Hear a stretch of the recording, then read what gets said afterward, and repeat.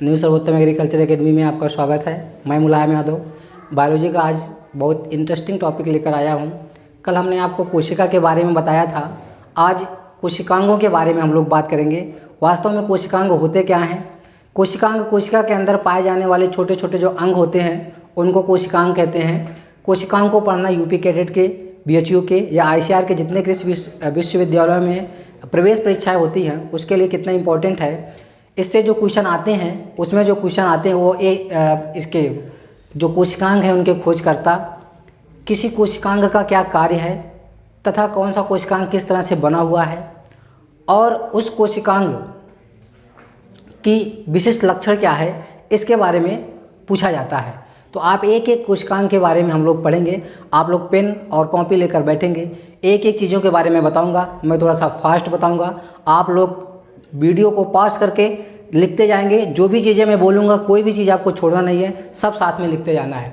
तो सबसे पहले हम कोशिकांग को समझते हैं। कोशिकांग क्या होता है कि अगर आप एक कोशिका है, कोशिका के अंदर सपोज करिए ये हमारा कोशिका है, कोशिका, इसके अंदर पाया जाने वाला एक तो कोशिका जो होती है कोशिका द्रव्य, कोशिका भित्ति और जीवद्रव्य से मिलकर बना होता है। मीन्स कोशिका भित्ति को अगर हटा दिया जाए तो बचा हुआ पदार्थ क्या कहलाता है? जीवद्रव्य। तो इस तरह से कोशिकांग को दो भागों में बांटा गया है, जीवद्रव्य और कोशिका भित्ति। कोशिका भित्ति क्या होती है वो अभी मैं आपको बताऊंगा। जीवद्रव्य दो चीज़ों से मिलकर बना होता है, केंद्रक और कोशिका द्रव्य। मतलब जीवद्रव्य अगर क्वेश्चन पूछा जाए किसको किसको मिलाकर जीवद्रव्य बनता है? केंद्रक जिसको हम न्यूक्लियस बोलते हैं, केंद्रक और कोशिका द्रव्य साइटोप्लाज्म। तो न्यूक्लियस और साइटोप्लाज्म को जोड़कर एक साथ हम क्या बोलते हैं? जीवद्रव्य। तो इस तरह से हम जीवद्रव्य को दो भागों में बांटे हैं, केंद्रक और कोशिका द्रव्य। इसके बाद केंद्रक के बारे में हम लोग बात करेंगे। केंद्रक में क्या है कि केंद्रक झिल्ली है, केंद्रक द्रव्य है, क्रोमैटिन धागे हैं, केंद्रिका है। केंद्रक झिल्ली न्यूक्लियर मेम्ब्रेन कहते हैं, केंद्रक द्रव्य न्यूक्लियोप्लास्ट, क्रोमैटिन धागे क्रोमैटिन नेटवर्क जिसको कहते हैं, और केंद्रिका को न्यूक्लियोलस बोला जाता है। अगर हम कोशिका द्रव्य की बात करें तो कोशिका द्रव्य के दो भाग होते हैं। एक तो कोशिका के चारों तरफ जो झिल्ली होती है वो होती है जिसको हम कोशिका झिल्ली या जिसको हम प्रोटोप्लाज्मिक मेम्ब्रेन कहते हैं। दूसरा उसका कोशिका द्रव्य का मध्य भाग जिसमें हमारे सभी कोशिकांग होते हैं, लवक होता है, माइटोकॉन्ड्रिया होता है, राइबोसोम होता है, लाइसोसोम होता है, अंतःपदव्य जालिका, गाल्जी का है। इसके अलावा माइक्रो बॉडीज़ होती हैं, पराक्सीसोम, ग्लायाकिसोम, लोमासोम, स्पोरोसोम, ये सब होते हैं। आप लोग सबका नाम लिख लेंगे। अब हम एक एक के बारे में बात करते हैं। सबसे पहले शुरुआत हम लोग जीवद्रव्य की करते हैं, बहुत इंपॉर्टेंट है। जीवद्रव्य से कृषि प्रवेश परीक्षा के कोई भी एग्जाम में जरूर क्वेश्चन आते हैं। तो सबसे पहले इसकी खोज, तो जीवद्रव्य की खोज किस वैज्ञानिक ने किया? खोज की अगर हम लोग बात करें तो खोज करता इसके कौन है? ड्यूजार्डिन। कौन खोज करता है? ड्यूजार्डिन। जीवद्रव्य की खोज किसने किया? ड्यूजार्डिन ने किया। ड्यूजार्डिन ने जीवद्रव्य को जीवित तरल कहा था। ड्यूजार्डिन ने जीवद्रव्य को जीवित तरल कहा था। उसके बाद इसके बाद दूसरा आता है कि किस वैज्ञानिक ने जीवद्रव्य शब्द दिया? तो प्रोटोप्लाज्म शब्द पुरकिंजे ने दिया था। किसने दिया था? अगर शब्द की बात करें तो शब्द पुरकिंजे ने जीवद्रव्य शब्द दिया। और एक और वैज्ञानिक हैं जिन्होंने बताया था कि जीवद्रव्य क्या है? जीवद्रव्य में ही जीवन होता है। मतलब किसी भी कोशिका में क्वेश्चन पूछा जाता है कि कोशिका में जीवन कहाँ होता है, तो कोशिका में जो जीवन होता है वो कहाँ होता है? जीवद्रव्य में। तो एक वैज्ञानिक थे प्रोफेसर हक्सले, उन्होंने बताया जीवद्रव्य जीवन की आधारभूत इकाई है। जीवद्रव्य जीवन की आधारभूत इकाई है। किस वैज्ञानिक ने कहा था? प्रोफेसर हक्सले ने। प्रोफेसर हक्सले जीवद्रव्य जीवन की आधारभूत इकाई है। किसने बताया था? प्रोफेसर हक्सले ने। तो इसके बाद एक क्वेश्चन पूछा गया था यूपी कैटेड में कि जीवद्रव्य सिद्धांत किसने दिया? तो जीवद्रव्य सिद्धांत एक वैज्ञानिक थे ओ हर्टविग और शुल्ज। ओ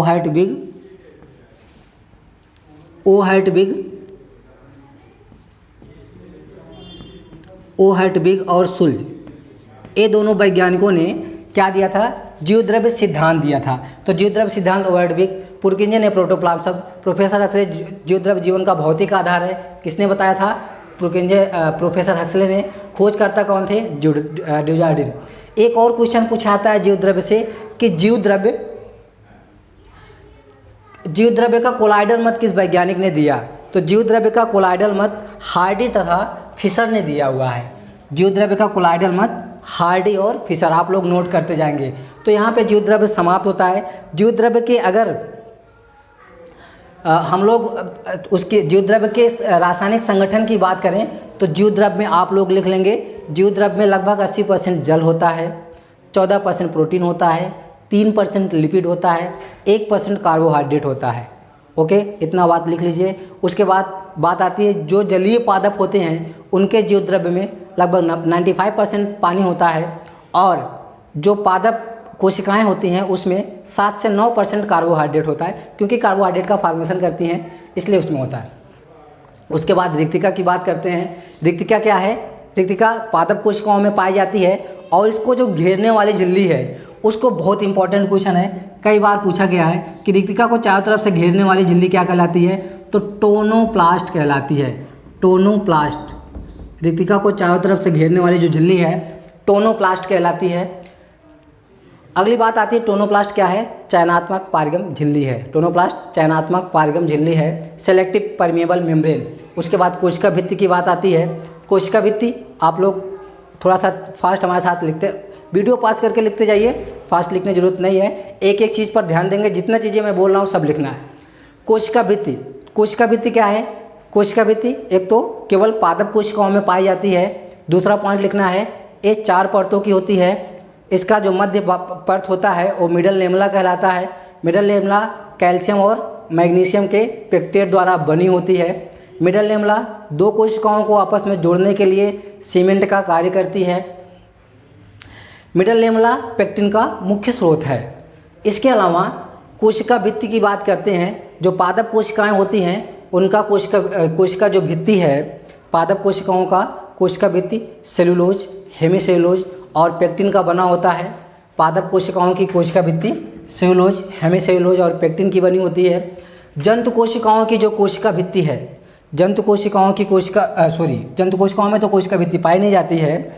जीवाणुओं की अगर कोशिका भित्ति की बात करें तो ये जीवाणुओं की कोशिका भित्ति पेप्टाइडोग्लाइकान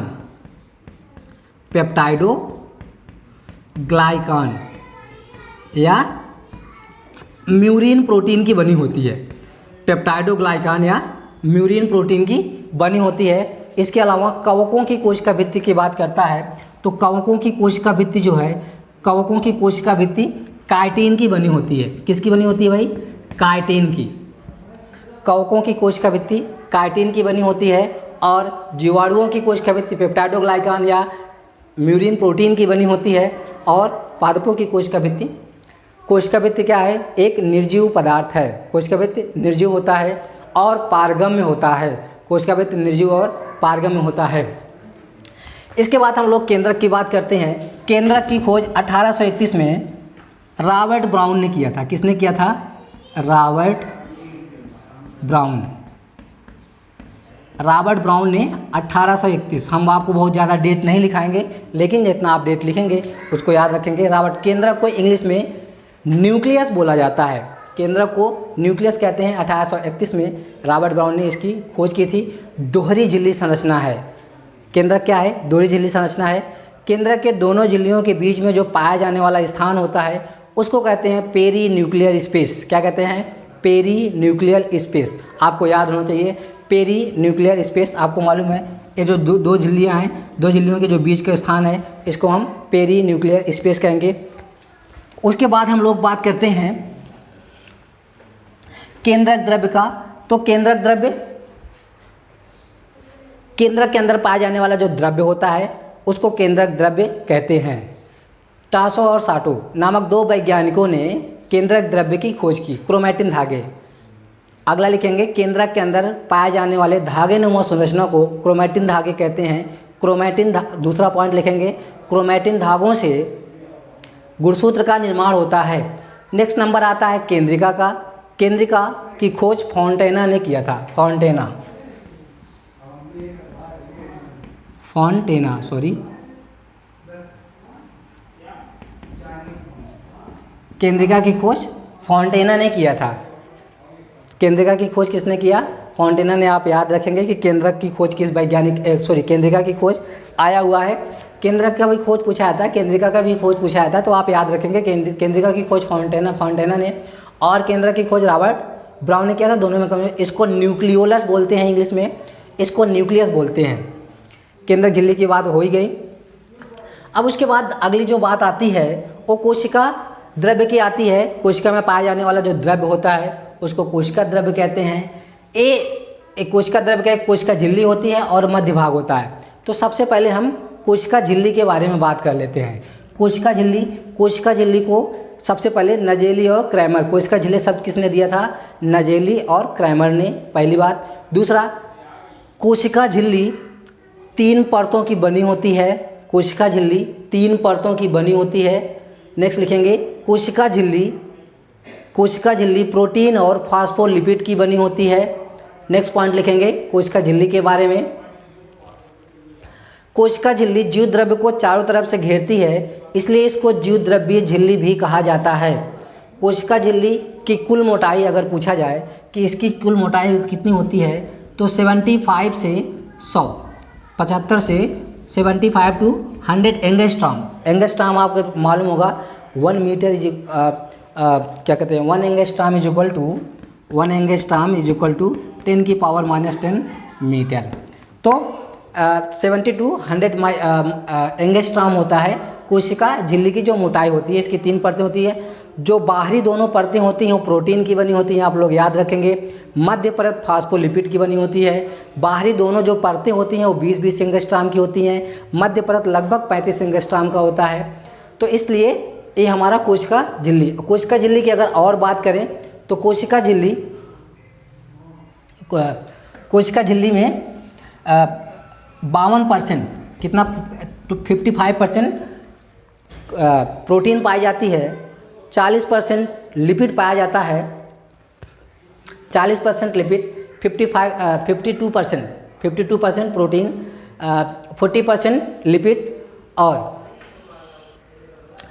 8% कार्बोहाइड्रेट और एटीपीएज नामक एंजाइम पाया जाता है कोशिका झिल्ली में। तो इतनी चीज़ें आप कोशिका झिल्ली से याद रखेंगे, बहुत इंपॉर्टेंट है। कोशिका झिल्ली का तरल मोज़ेक मॉडल, कोशिका झिल्ली का तरल मोज़ेक मॉडल आप लोगों को बताएंगे किसने दिया हुआ है, आगे मैं आपको बताता हूँ। नेक्स्ट हम लोग बात करते हैं लवक का। अब हम मध्य भाग में आते हैं तो मध्य भाग में बहुत सारे कोशिकांग पड़े रहते हैं। तो शुरुआत हम लवक की करते हैं। लवक की खोज हेकल ने किया था। किसने किया था? लवक की खोज किसने किया था भाई? हेकल ने किया था। यहाँ पे हमको थोड़ा लिखना पड़ेगा, हेकल। लवक की खोज हेकल। और लवक शब्द किस वैज्ञानिक ने दिया? तो सिम्पर ने लवक शब्द दिया था। लवक दोहरी झिल्ली संरचना है। लवक केवल पादप कोशिकाओं में पाया जाता है। लवक 3 प्रकार का होता है। लवक की अगर हम लोग बात करें तो लवक को अगर हम विभाजित करें तो ये 3 प्रकार का होता है। आपको पता होगा क्रोमोप्लास्ट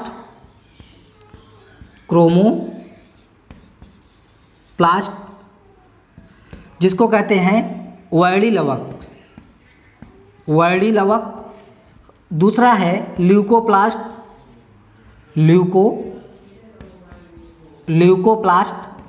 जिसको कहा जाता है अवर्णी लवक। उसके बाद क्लोरोप्लास्ट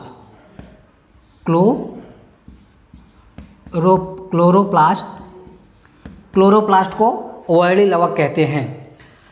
अब हम इन तीनों लवक के बारे में थोड़ा सा शार्ट में जानेंगे, बहुत डिटेल में नहीं जानेंगे। सबसे पहले क्रोमोप्लास्ट। आपको पता है पौधों में हरे रंग को छोड़कर शेष सभी जो कलर होते हैं, पौधों में हरे रंग को छोड़कर शेष सभी जो कलर होते हैं वो क्या होते हैं? वो होते हैं वर्णी लवक होते हैं। दूसरी बात अगर हम करते हैं कि आपको पता है टमाटर जब भ्रूणावस्था में रहता है तो वो अवर्णी होता है, ल्यूकोप्लास्ट जब भ्रूणावस्था में होता है। उसके बाद जब वो थोड़ा सा वृद्धि करता है, उस पर सूर्य का प्रकाश पड़ता है, तो वो क्लोरोप्लास्ट में कन्वर्ट हो जाता है, हरित लवक में। उसके बाद पकने के उपरांत किसमें, क्रोमोप्लास्ट में बदल जाता है। टमाटर का लाल रंग लाइकोपिन के कारण होता है, आप लोगों को पता होगा। अब हम लोग बात करते हैं क्रोमोप्लास्ट के बाद ल्यूकोप्लास्ट की। ल्यूकोप्लास्ट क्या है, अवर्णी लवक है। यह जड़ में और भ्रूण में, और इसके अलावा वे उस स्थान पर पाया जाता है जो पौधे के ऐसे भाग होते हैं जो सूर्य के प्रकाश से दूर रहते हैं। अगर उस भाग को सूर्य के प्रकाश में रखा जाए तो ये कन्वर्ट हो जाते हैं लवक में, या तो क्रोमोप्लास्ट में कन्वर्ट हो जाएंगे या फिर क्लोरोप्लास्ट में कन्वर्ट हो जाएंगे। जो जैसे मूली का सफ़ेद रंग किसके कारण होता है, ल्यूकोप्लास्ट के कारण होता है, क्योंकि वो अंडरग्राउंड होता है, उस पर सनलाइट नहीं पड़ती है। इसके बाद हमारे बात यह है कि ल्यूकोप्लास्ट को तीन भागों में, तीन प्रकार के होते हैं। एक्चुअली ल्यूकोप्लास्ट क्या करते हैं, बहुत सारे खाद्य पदार्थों का स्टोर करते हैं। तो जिस प्रकार के खाद्य पदार्थों का स्टोर करते हैं उनका वही नाम दे दिया जाता है सॉरी। जैसे मंड को स्टोर, स्टार्च, मंड को स्टोर करने वाले लवक को, अवर्णी लवक को क्या कहते हैं, मंड लवक कहते हैं, या इंग्लिश में बोला जाता है एमाइलोप्लास्ट। क्या बोला जाता है भाई, एमाइलोप्लास्ट, एमाइलोप्लास्ट। उसके बाद दूसरा प्रोटीनोप्लास्ट क्या होते हैं, प्रोटीन को स्टोर करने वाले। और एलियोप्लास्ट, एलियोप्लास्ट क्या होते हैं, तैलद लवक, हिंदी में तैलद लवक बोला जाता है। और ये तैलद लवक होते हैं जिनको इलियोप्लास्ट कहते हैं इंग्लिश में, ये तेल और वसा का संचय करते हैं। तो इस तरह से लवक जो है होते हैं। अब हम लोग हरित लवक की बात करते हैं। हरित लवक की खोज शिम्पर ने किया था। किसने किया था, शिम्पर। हरित लवक की खोज अगर हम बात करें इसके खोजकर्ता की, तो खोजकर्ता कौन है, शिम्पर। अच्छा, शिम्पर जो है लवक शब्द दिए हुए हैं, शिम्पर लवक शब्द दिए हैं और हरित लवक की खोज किए हुए हैं। हरित लवक अगर देखा जाए पादपों में पाया जाता है, और हरित लवक काफ़ी ब्रॉड होता है। और हरित लवक में ग्रेना और स्टोमा पाए जाते हैं। आपको एक एक पॉइंट लिखना है, ग्रेना और स्टोमा पाए जाते हैं। कहाँ पाए जाते हैं, हरित लवक में। बहुत इंपॉर्टेंट है, क्वेश्चन पूछा जाता है कि ग्रेना और स्टोमा कहाँ पाए जाते हैं, तो ये हरित लवक में पाए जाते हैं। उसके बाद दूसरा जो क्वेश्चन पूछा जाता है कि ग्रेना क्या है, ग्रेना किसको कहते हैं, ग्रेनम किसको कहते हैं, थाइलेक्वाइड्स किसको कहते हैं। एक थोड़ा सा ध्यान देने वाली बात है, आप इसको एक एक चीज़ लिखते रहेंगे। Grana, what is grana, grana वास्तव में ग्रेनम का समूह होता है। ग्रेनम क्या होता है, फिर ग्रेनम क्या होता है, थाइलेक्वाइड्स का समूह। आपको पता है कोशिका के अंदर जो ग्रेना और स्ट्रोमा होते हैं हरित लवक में, ग्रेनम, आप हरित लवक की अगर बात करें तो हरित लवक में इस तरह की संरचनाएं पाई जाती हैं। इन संरचनाओं को हम क्या कहते हैं, इनको हम एक को हम ग्रेना, एक को ग्रेनम कहेंगे, सिंगुलर फॉर्म होता है ग्रेनम, ग्रेनम, और सभी को एक साथ मिलाकर हम ग्रेना कहते हैं। एक साथ जितने हमारे एक कोशिका में लगभग 20 से 20 to 40 इस तरह की संरचनाएं, अभी 3 संरचनाएं दिख रही हैं। ये 3 संरचनाएं जो दिख रही हैं और पीछे की तरफ हैं वो नहीं दिख रही हैं, लेकिन संख्या क्या है इनकी, इनकी कुल संख्या अगर हम लोग देखें तो संख्या कितनी है, 20 से 40। अगर क्वेश्चन पूछा जाए कि एक एक्चुअली इनकी संख्या 40 से 60 होती है, 40 to 60 जी। अब आपको ध्यान देना है कि एक कोशिका में हरित लवक की संख्या 20 से 40 होती है। दूसरा, एक हरित लवक में ग्रेनम की संख्या 40 से 60 होती है। उसके बाद एक ग्रेनम में, ग्रेनम जो है आपको मालूम है एक सिक्के के आकार की संरचना एक दूसरे के ऊपर रखी हुई होती हैं, जिनको हम थाइलेक्वाइड्स बोलते हैं। क्या बोलते हैं भैया, थाइलेक्वाइड्स, थाइलेक्वाइड्स, थाइलेक्वाइड्स बोला जाता है।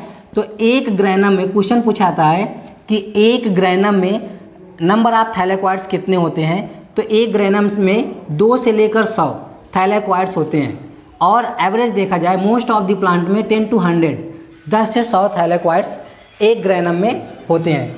इसके अलावा अगर हम लोग बात करें, थाइलेक्वाइड्स के अंदर क्वांटासोम पाए जाते हैं। क्वेश्चन पूछा जाता है कि क्वांटासोम कहाँ पाया जाता है, तो क्वांटासोम पाए जाते हैं कोशिकांगों में, क्लोरोप्लास्ट में और थाइलेक्वाइड में। क्वांटासोम की खोज जो है पोर्क ने किया था। क्वांटासोम, एक क्वांटासोम में क्लोरोफिल के अणुओं की संख्या 230 होती है। एक क्वांटासोम में क्लोरोफिल के अणुओं की संख्या 230 होती है। ओके, यहाँ की बात क्लियर हुई। प्रकाश संश्लेषण की प्रकाशीय अपक्रिया ग्रहणा में होती है और प्रकाश संश्लेषण की अंधकार अपक्रिया स्ट्रोमा में होती है। आगे हम आपको फोटोसिंथेसिस जब पढ़ाएंगे तो आपको बताएंगे डिटेल से। अब हम लोग बात करते हैं माइटोकॉन्ड्रिया की। यूपी कैडेट के या अन्य कृषि विश्वविद्यालयों में प्रवेश परीक्षा के लिए माइटोकॉन्ड्रिया से भी जनरली क्वेश्चन आते हैं। इसको हिंदी में सूत्र कणिका कहते हैं। इसका जो संरचना होती है लगभग देखा जाए सूत्राकार होती है, मीन्स इसकी लंबाई अब हम लोग बात माइटोकॉन्ड्रिया की करते हैं। इसकी लंबाई जो है ज़्यादा होती है और चौड़ाई कम होती है। माइटोकॉन्ड्रिया की लंबाई ज़्यादा होती है, हम फटाफट आपको बताएंगे, और इसकी चौड़ाई कम होती है। लंबाई की अगर हम लोग बात करें 3 से 5 माइक्रोमीटर या माइक्रोन होती है, और इसकी चौड़ाई की बात करें 0.5 to 1 माइक्रोन होती है। इसकी लंबाई और चौड़ाई इस तरह से होती है, और इसकी आंतरिक जो झिल्ली है वो इस तरह से इन्वेजिनेट हो जाती है, इस तरह से इन्वेजिनेट हो जाती है, और किसका निर्माण करती है? क्रिस्टी का निर्माण करती है। तो आपको याद रखना क्रिस्टी कहाँ पाया जाता है माइटोकॉन्ड्रिया में। क्रिस्टी के ऊपर आपको पता है गधे के आकार की, गधा न लिख लेना आप लोग, गधा जानते हैं ना, हनुमान जी के पास जो गधा था, गधे के आकार की संरचना पाई जाती है, जिसको हम कहते हैं ऑक्सीसोम। क्या कहते हैं भैया? ऑक्सीसोम कहते हैं, या इसको हम F1 कण भी कहते हैं, F1 पार्टिकल भी कहते हैं, F1 कण या ऑक्सीसोम कहते हैं। माइटोकॉन्ड्रिया दोहरी झिल्ली संरचना है। दोनों झिल्लियों के बीच का जो स्पेस होता है, ये स्पेस, इसको हम पेरी माइटोकॉन्ड्रियल स्पेस कहते हैं। माइटोकॉन्ड्रिया की खोज बहुत इंपॉर्टेंट है, और कई बार पूछा भी गया है कि माइटोकॉन्ड्रिया की खोज किस वैज्ञानिक ने किया। तो आपको याद होना चाहिए, माइटोकॉन्ड्रिया की खोज कोलिकर ने किया था। किसने किया था? खोज कोलिकर ने किया। खोज किसने किया? कोलिकर। शब्द किसने दिया? सी बेंडा। कोलिकर ने खोज किया, शब्द किसने दिया? सी बेंडा ने शब्द दिया। उसके बाद सी बेंडा ने शब्द दिया अल्टमान। आप जानते हैं न्यूक्लिक अम्ल, अल्टमान ने क्या किया था? अल्टमान ने माइटोकॉन्ड्रिया को बायोप्लास्ट कहा था। माइटोकॉन्ड्रिया जंतु कोशिका की सबसे बड़ी कोशिका होती है, कोशिकांग होता है। माइटोकॉन्ड्रिया का कार्य अगर हम लोग देखें तो माइटोकॉन्ड्रिया का कार्य क्या है? एटीपी का निर्माण करना या श्वसन करना। नोट करके आप लिखना है माइटोकॉन्ड्रिया एटीपी का। अब आप जानते हैं एटीपी क्या है? ऊर्जा का सिक्का है। क्या है? ऊर्जा का सिक्का। एटीपी को ऊर्जा का सिक्का बोलते हैं, और एटीपी का निर्माण करना। तो ऊर्जा का सिक्का कौन बनाता है? माइटोकॉन्ड्रिया। तो माइटोकॉन्ड्रिया को क्या बोला गया? ऊर्जा का विद्युत गृह, पावर हाउस ऑफ सेल। ऊर्जा का विद्युत गृह किसे कहते हैं? माइटोकॉन्ड्रिया को कहते हैं। रेस्पिरेशन की क्रेब्स चक्र कहाँ चलती है? माइटोकॉन्ड्रिया में चलती है। ये भी आप क्वेश्चन लिख लेंगे। ये बहुत फेमस क्वेश्चन कंप्लीट हुए। अब बात आती है राइबोसोम की। इसके बाद माइटोकॉन्ड्रिया के बाद जो अगला नंबर है कोशिकांग का, राइबोसोम, बहुत इंटरेस्टिंग है, और राइबोसोम से भी बहुत क्वेश्चन पूछा जाता है। माइटोकॉन्ड्रिया को जैसे माइटोकॉन्ड्रिया को क्या बोला जाता है? Power house of cell. वैसे ही इंजन ऑफ सेल किसे बोलते हैं? राइबोसोम को इंजन ऑफ सेल या प्रोटीन की फैक्ट्री बोला जाता है, क्योंकि राइबोसोम में ही प्रोटीन का फॉर्मेशन होता है, निर्माण होता है। आगे हम लोग बात करते हैं राइबोसोम की। तो राइबोसोम की खोज जंतु कोशिका में पादप कोशिका में रॉबिन्सन और ब्राउन ने किया हुआ है। पादप कोशिका में रॉबिन्सन और ब्राउन ने किसकी खोज किए हैं? राइबोसोम की किए हैं। और जंतु कोशिका में पैलाडे क्या कहते हैं? राइबोसोम की खोज की है। बात है कि पादप कोशिका में 1953 में खोजा गया था। किसके द्वारा? रॉबिन्सन और ब्राउन द्वारा। उसके बाद जंतु कोशिका में पैलाडे के द्वारा खोजा गया 1955 में, और 1974 में पैलाडे को इस खोज के लिए नोबेल पुरस्कार दिया गया। 1974 में पैलाडे को इस खोज के लिए नोबेल पुरस्कार दिया गया था। अब हम लोग इसकी संरचना की बात करते हैं। तो एक तो संरचना में आपको मालूम है कि इस तरह से कुछ बना हुआ होता है। इसकी जो संरचना है दो यूनिटों में ये होता है, तो बड़ी वाली यूनिट और छोटी वाली यूनिट दो में होते हैं। अब आपको मालूम है ना, जो राइबोसोम है 70S और 80S प्रकार के दो प्रकार के होते हैं। राइबोसोम 70S 70 और 80S दो प्रकार के होते हैं। एस क्या है? एस एक इसको कहा जाता है श्वेत गुणांक या कोफिशिएंट सेगमेंट कहा जाता है, या श्वेतबर्ग ने इसका खोज किया था यूनिट का, इसलिए इसको एस अलग अलग बुकों में अलग अलग नाम से जाना जाता है। आप केवल कोफिशिएंट अवसाद से गुणांक सेगमेंट के बारे में या कोफिशिएंट सेगमेंट इसको कह सकते हैं एस को। अब आप सपोज करिए 70S प्रकार का राइबोसोम है, तो जो 70S प्रकार के राइबोसोम होते हैं इनकी दो उप इकाइयाँ होती है। 70S प्रकार के राइबोसोम की दो उप इकाइयाँ होती है और 80S प्रकार के भी राइबोसोम की दो उप इकाइयाँ होती हैं। सबसे पहले हम बात करते हैं 80S प्रकार के राइबोसोम की।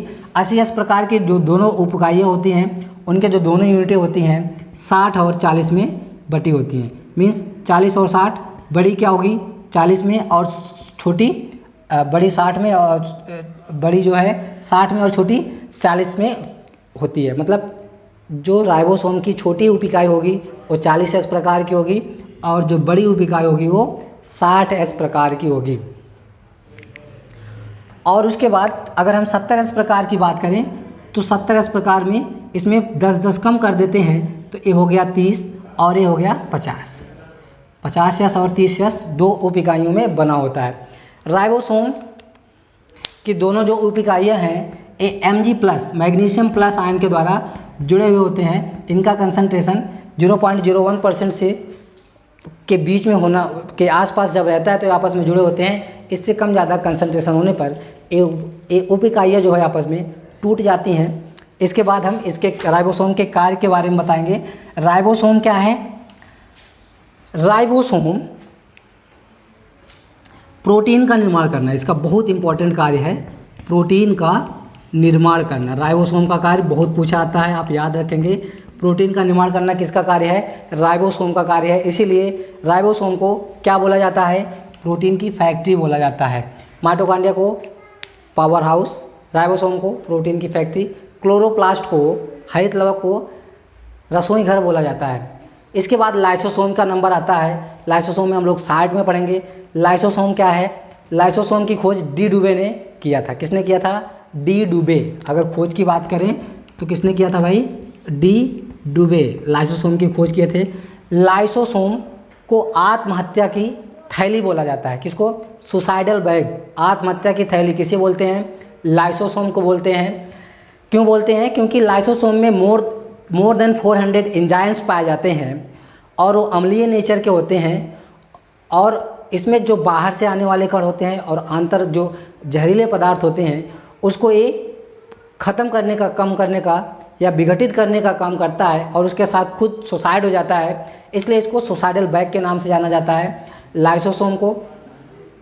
लाइसोसोम में एक क्वेश्चन पूछा था कि हाइड्रोलिटिक एंजाइम किस कोशिकांग में पाया जाता है, तो लाइसोसोम में हाइड्रोलिटिक एंजाइम पाया जाता है।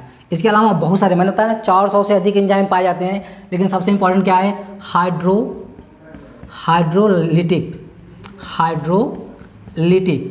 तो हाइड्रोलिटिक एंजाइम किस में पाया जाता है? लाइसोसोम में पाया जाता है। लाइसोसोम की अगर हम कार्य की बात करें तो लाइसोसोम क्या है? ये बाह्य तथा अंतःकोशिकीय कणों का पाचन करना इसका वास्तव में कार्य है। नेक्स्ट हम लोग बात करते हैं अंतःपदव्य जालिका का, एंडोप्लाज्मिक रेटिकुलम। अंतःपदव्य जालिका को एंडोप्लाज्मिक रेटिकुलम कहते हैं। इसकी खोज K.R. पोर्टर ने किया था। किसने? K.R. पोर्टर। अंतःपदव्य जालिका की खोज K.R. पोर्टर ने किया था। K.R. पोर्टर। अंतःपदव्य जालिका दो प्रकार की होती हैं, खुरदरी अंतःपदव्य जालिका, और दूसरा जो है वो है चिकनी अंतःपदव्य जालिका। खुरदरी जिसको हम लोग कहते हैं रफ एंडोप्लाज्मिक रेटिकुलम, खुरदरी अंतःपदव्य जालिका, चिकनी smooth endoplasmic reticulum. Rough endoplasmic reticulum में राइबोसोम के कण पाए जाते हैं, तो ये प्रोटीन का संश्लेषण भी करता है। तो इसका कार्य क्या है? अब हम लोग बात करते हैं अंतःपदव्य जालिका का कार्य का। तो बात यह है कि अंतःपदव्य जालिका, एक तो क्वेश्चन पूछा था कि सबसे ज़्यादा कहाँ पाई जाती है, तो अंतःपदवी जालिका सबसे ज़्यादा पाई जाती है केंद्रक के चारों तरफ। कहाँ पे? केंद्रक के चारों तरफ पाई जाती है। दूसरा, इसका अब हम लोग कार्य लिख लेते हैं। अंतःपदवी जालिका वसा, तेल एवं प्रोटीन का संश्लेषण, भंडारण एवं संवहन करने का कार्य करती है। अंतःपदवी जालिका संवहन भी करती है, इसलिए अंतःपदवी जालिका को कोशिका का पुल कहा जाता है। क्या कहा जाता है? कोशिका का पुल कहा जाता है, ब्रिज ऑफ सेल। कोशिका का पुल किसे कहते हैं? अंतःपदवी जालिका को। दूसरा, एक क्वेश्चन पूछा जाता है कि कोशिका का कंकाल किसे कहते हैं, तो अंतःपदवी जालिका को कोशिका का कंकाल भी कहा जाता है। गाल्जी काय की बात करते हैं। गाल्जी काय वास्तव में क्या है? गाल्जी काय की खोज कैमिलो गॉल्जी ने किया था। गाल्जी काय की खोज 1898 में कैमिलो गॉल्जी ने किया था और 1906 में इनको इस खोज के लिए नोबेल पुरस्कार मिला था कैमिलो गॉल्जी को। इन्हीं के नाम पे इसका नाम गाल्जी काय। इसको डिप्टियोसोम भी कहते हैं या लाइपोकांडिया कहते हैं। पादप कोशिकाओं में डिप्टियोसोम, जंतु कोशिकाओं में लाइपोकांडिया।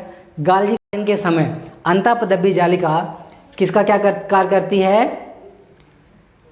सेल प्लेट का गाल्जी काय कोशिका विभाजन के समय गाल्जी काय कोशिका पट्ट का निर्माण करता है पादप कोशिकाओं में। इसका कार्य क्या हो गया? पादप कोशिकाओं में गाल्जी काय का कार्य क्या है? कोशिका निर्माण के समय या कोशिका विभाजन के समय सेल प्लेट का, इक्वाटोरियल प्लेट जिसको कहते हैं, सेल प्लेट का या कोशिका पट्ट का निर्माण करना किसका कार्य है? गाल्जी काय का। उसके बाद जंतु कोशिकाओं में इसका क्या कार्य है? आप लोग जानते होंगे। किसके बारे में? स्पर्म के बारे में या शुक्राणु के बारे में आपको पता होगा। जो हमारे शुक्राणु होते हैं वो इस तरह से होते हैं, तो इसका ये जो भाग है इसको हम क्या कहते हैं? एक्रोसोम कहते हैं। एक्रोसोम और इसको क्या कहते हैं? टेल कहते हैं। टेल मतलब पूंछ, एक्रोसोम अग्रभाग, अग्रपिंडक जिसको कहते हैं। मीन्स गाल्जी काय का जंतु कोशिकाओं में क्या कार्य है? जो हमारे शुक्राणु होते हैं, शुक्राणुओं के अग्रपिंडक का निर्माण करना किसका कार्य है? गाल्जी काय का।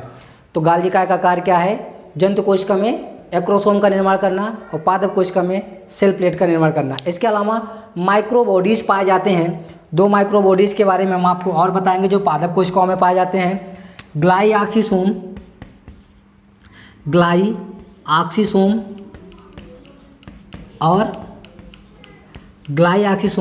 और दूसरा पराक्सीसोम। ये 2 कोशिकांग हैं जो माइक्रोबॉडीज़ के अंतर्गत आते हैं। ग्लाइऑक्सिसोम क्या करता है? इसका दोनों का कार्य आप लिख लेंगे, इंपॉर्टेंट है। ग्लाइऑक्सिसोम का कार्य क्या है? आप जानते हैं बहुत सारे तैलीय बीज होते हैं, जैसे तेल वाले जो फसलें हैं उनमें तेल होता है ज़्यादा मात्रा में, उसमें ग्लूकोज कम होता है, कार्बोहाइड्रेट। तो क्या करता है ग्लाइऑक्सिसोम? जर्मिनेशन के समय जब पौधा जर्मिनेट होता रहता है तो ये क्या करता है? जो फैट है या वसा है उसको क्या करता है? ये कार्बोहाइड्रेट या ग्लूकोज में कन्वर्ट करने का काम करता है। कौन? ग्लाइऑक्सिसोम। इसका कार्य हो गया। दूसरा पराक्सीसोम। ये दोनों एकाधारी झिल्ली संरचना होते हैं। और पराक्सीसोम क्या कार्य है? प्रकाशीय श्वसन करना। जब पादप कोशिकाओं में प्रकाशीय श्वसन करना पराक्सीसोम का कार्य। जंतु कोशिकाओं में ऑक्सीडेशन का कार्य करता है पराक्सीसोम। इसके अलावा हम यहाँ पे पादप कोशिका के बारे में आपको बताए हैं, क्योंकि यहाँ पे कोशिका भित्ति आपने देखा और रिक्तिका देखा और लवक देखा। ये किसके लक्षण है? पादप कोशिकाओं के लक्षण हैं। जंतु कोशिका में एक और है तारक काय। तारक काय के बारे में हम यहाँ डिस्कशन नहीं किए, अब मैं आपको शॉर्ट में बताता हूँ। तारक काय की खोज टी वावेरी ने किया था। आप लोग लिख लेंगे, तारक काय की खोज टी वावेरी ने किया था। और इसका कार्य क्या है? तारक काय क्या होता है? जब कोशिका विभाजन होता है, कोशिका विभाजन के समय तारक काय स्पिंडल फाइबर का निर्माण करता है। ओके, बस इतना ही आज के इस लेक्चर में। शेष हम आपको नेक्स्ट लेक्चर में बताएंगे। धन्यवाद।